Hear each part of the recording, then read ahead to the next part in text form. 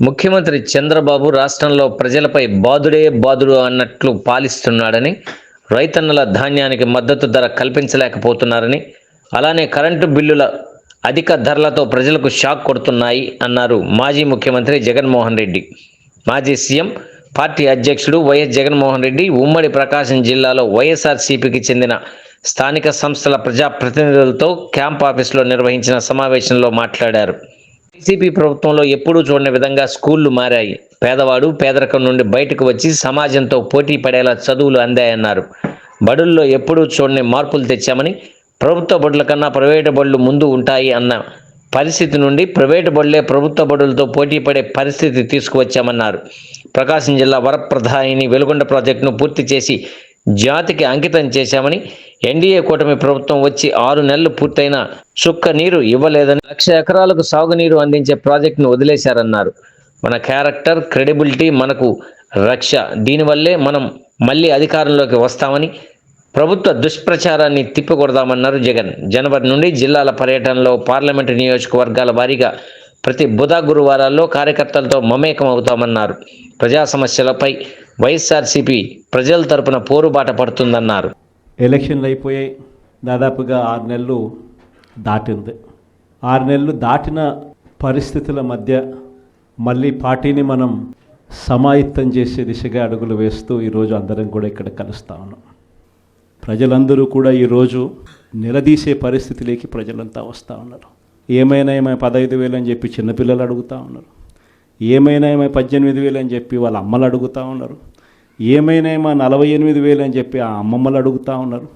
ఏమైంది 36,000 అని చెప్పి చిన్నపిల్లలు ఉద్యోగం కోసం ఎదుగుతూ ఉన్న పిల్లలు అడుగుతూ ఉన్నారు.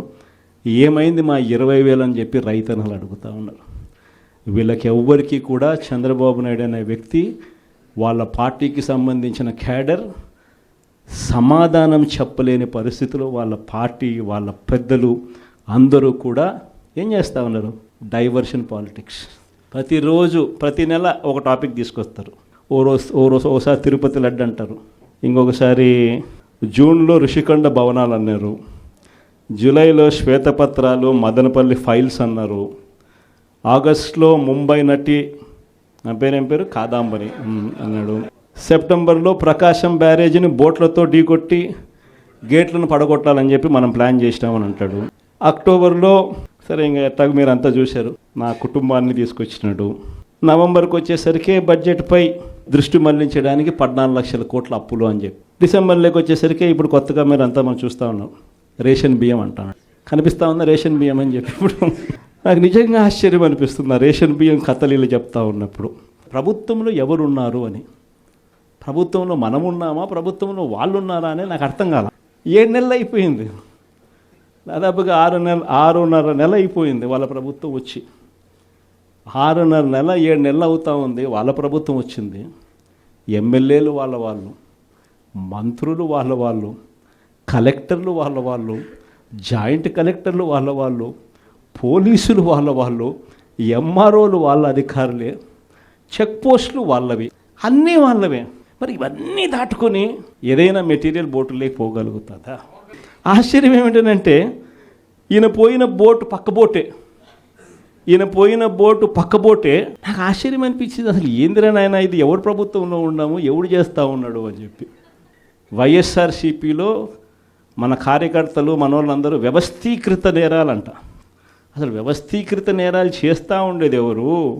చేస్తూ ఉండేది వాళ్ళు, చేసింది వాళ్ళు, మన మీద ఏళ్ళెత్తి చూపిస్తూ ఉంటారు. నిజంగా దళారీ వ్యవస్థను పూర్తిగా తీసేసి ప్రతి రైతుకు కనీస మద్దతు ధర ఖచ్చితంగా వచ్చేట్టుగా ఆర్బీకేలే వాళ్లకు పేమెంట్ స్లిప్స్ ఇచ్చేట్టుగా మన ప్రభుత్వంలో జరిగితే, రైతుకు ఏ మిల్లుకు తాను పోవాలి అనేది పూర్తిగా పక్కన పెట్టేసి పలాని మిల్లుకే మీరు పోవాలి అనేది తీసేసి రైతుకు మిల్లర్కు సంబంధం లేకుండా చేసిన పాలన మంది. ఆర్బీకే దగ్గరనే మీకు ఎంత రేటు వస్తుంది అని చెప్పి అక్కడే స్లిప్స్ ఇచ్చే కార్యక్రమం జరిగింది, మన హయాంలో జరిగింది. ఈరోజు ఏం జరుగుతూ ఉంది? రైతులు పంట చేతికి వచ్చేసరికి ఈ క్రాప్ లేదు, ఆర్బీకే వ్యవస్థ నీరు గారిపోయింది, ఆర్బీకే దగ్గర కొనుగోలు చేసేవాడు లేడు. సో రైతులు గత్యంతరం లేక మిల్లర్ల దగ్గరికి పోవడం, మిల్లర్లు 300 రూపాయలు 400 రూపాయలు తక్కువ రేటు కొనుగోలు చేయడం, ఇది ఇప్పుడు జరుగుతూ ఉంది. మరోవైపున వ్యవస్థలన్నీ పూర్తిగా నీరు గారిపోయాయి. విద్యారంగం కానీ, వైద్య రంగం కానీ, వ్యవసాయ రంగం కానీ, డోర్ డెలివరీ కానీ, గవర్నెన్స్ కానీ. మరోవైపున చూస్తే బాధుడే బాధుడు. కరెంటు బిల్లులు ఈరోజు ముట్టుకుంటే ఈ నెల స్టార్ట్ అయింది. ఇంకా మొదటి డోసే 6,000 కోట్ల రూపాయలకు సంబంధించిన మొదటి డోసు ఈరోజు ఇచ్చినాడు ఈ నెల బిల్లులో. నవంబర్ నెల బిల్లు, డిసెంబర్ నెల బిల్లు, ఏ ఇంటికి వెళ్ళి కరెంటు బిల్లు ఎంత అని చెప్పి తేడా అడిగితే ప్రతి ఇంట్లో కూడా తేడా కనిపిస్తుంది. కనీసం 300 రూపాయలు పైన రేట్లు పెరిగినాయి. అది ఈ నెలే. రేపు నెల మరో 9,000 కోట్లు వేస్తున్నాడు. ఆ 9,000 కోట్ల భారం కూడా రేపు నెల బిల్లులో ఇంకా కనిపిస్తుంది.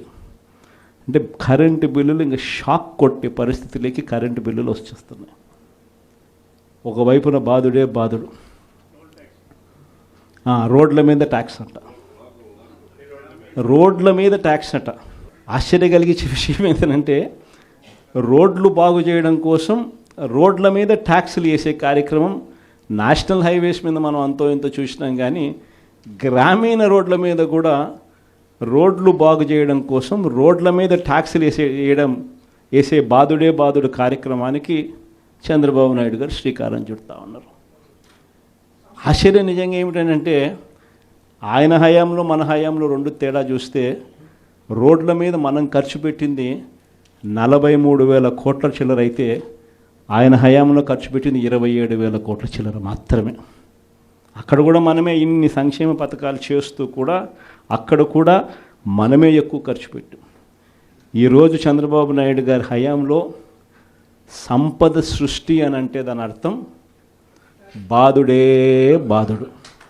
ఇది చంద్రబాబు నాయుడు హయాంలో డెఫినిషన్ సంపద సృష్టికి సంబంధించి. అన్ని రకాలుగా సర్వనాశనం చేస్తూ ఉన్న ఈ పరిస్థితుల మధ్య, ఈ డైవర్షన్ పాలిటిక్స్ మధ్య ఈరోజు మనం పార్టీ బలోపేతంతో పాటు ప్రజల తరపున మనం నిలబడడానికి ఏ రకమైన ఉద్యమం చేయాలి, ఎలా ఉద్యమాలు చేయాలి అని చెప్పి ఆలోచన చేయడానికి మనం అంతా కూడా ఈరోజు సన్నద్ధమైనాం. ఎందుకంటే ప్రజల తరపున మళ్ళీ పోరాటం చేయాల్సిన సమయం వచ్చింది. ప్రజల తరపున ప్రజలకు దగ్గర కావాల్సిన సమయం వచ్చింది. ప్రజలు ఇబ్బందుల్లో ఉన్నప్పుడు మనం ఉన్నాము అన్న భరోసా ప్రజలకు మనం ఇవ్వాలి. ప్రతి అడుగులోనూ వ్యతిరేకతే.